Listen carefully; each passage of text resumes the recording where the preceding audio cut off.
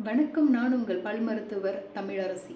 நம்ம இன்னைக்கு எதை பற்றி பார்க்க போகிறோம் அப்படின்னு பார்த்தீங்கன்னா, டெப்ரிஸ், அதாவது பல் படலம்.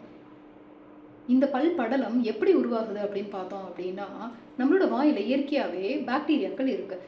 இந்த பாக்டீரியா கூட உமிழ்நீர் மற்றும் நம்ம சாப்பிட்டோன்னா பல் இடுக்குகளில் தங்கக்கூடிய உணவு துகள்களோட இணைந்து இது ஒரு மெல்லிய படலமாக பல்லுக்கும் ஈருக்கும் நடுவில் ஒரு பழுப்பு நிறத்தில் ஒரு கோடு மாதிரி இது முதல்ல உருவாக ஆரம்பிக்கும். மேலும் போக போக நம்ம சரியாக வாய் கொப்பளிக்கலை இல்லை சரியான முறையில் நம்ம பல் விளக்கலை அப்படின்னா இது மேலும் மிகவும் ஒரு கடினமான ஒரு படலமாக மாறிடும். அதை தான் நம்ம கால்குலஸ் சொல்கிறோம். ஃபஸ்ட்டு ஃபார்ம் ஆகிறத நம்ம டெப்ரிஸ்னோம். போக போக ரொம்ப நாளடைவில் இது கால்சிஃபைடு ஒரு கால்குலஸாக இது மாறிடும். இந்த இலகுவான பல் படலம்னால நம்ம பல்லுக்கு என்ன விதமான பாதிப்புகள் வருது அப்படின்னு பார்த்தோம்னா, முதல்ல ஈறு வீக்கம் வரும், அதுக்கப்புறம் ரத்த கசிவு வரும், ஈறு இறங்கும், அதுக்கப்புறம் வாய் துர்நாற்றம், பல் கூச்சம், ஜிவு ஜிவுன்னு வலிக்குது அப்படின்னு சொல்லுவாங்க.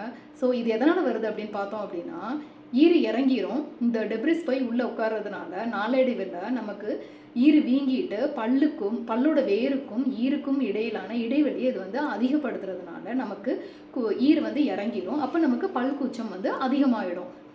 சரி, இந்த பற்படலத்தை எப்படி தான் நம்ம வராமல் தடுக்கிறது? முதலாவதாக காலையிலையும் நைட்டும் சரியான முறைப்படி பல் விளக்கணும்.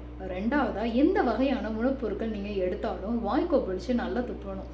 அதுக்கப்புறமா மவுத் வாஷஸ் யூஸ் பண்ணலாம். டென்டல் ஃப்ளாஸ் யூஸ் பண்ணிங்க அப்படின்னா பல் இடுக்குகளில் மாட்டக்கூடிய உணவு துகள்களை உங்களால் எடுக்க முடியும். நாலாவதாக நீங்கள் ஜங்க் ஃபுட்ஸ், அதாவது பல்லில் ஒட்டக்கூடிய பொருட்களை கண்டிப்பாக நீங்கள் சாப்பிடக்கூடாது. இந்த மாதிரி சாப்பிட்றதுனால உங்களுடைய பாக்டீரியல் அட்டாக் நிறைய இருக்கும். ஏன் அப்படின்னா இந்த உணவு துகள்கள் பல்லில் ரொம்ப நிறைய நேரம் இருக்கும். நீங்கள் நார்மலாக இப்போ ப்ரஷ் பண்ணோன்னு பார்க்குறோம் அப்படின்னா பல் ஒரு விதமான வடவெடுப்பு தன்மையோடு இருக்கும்.